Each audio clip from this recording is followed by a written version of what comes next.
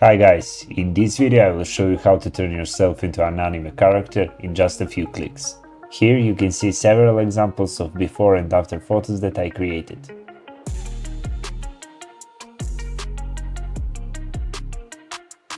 You can get these effects completely free on your photos and now I will show you how, so let's get started. First, you need to download the Hypic app and then open it on your device. Tap the import button and then select the photo you want to edit. Now tap on AI filters.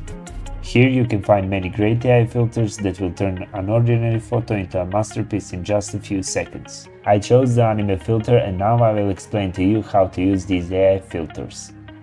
After applying the filter, tap on it. Now type a few keywords so that AI will create a character you want. For example, write hair color, eye color, etc. If you want AI to edit photo more, drag the slider to the right and then tap on Start.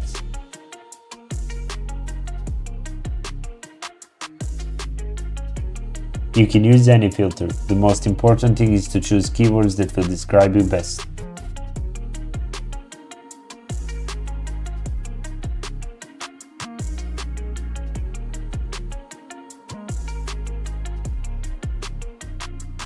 When you drag the slider to the left, your AI filter will be more similar to the original photo.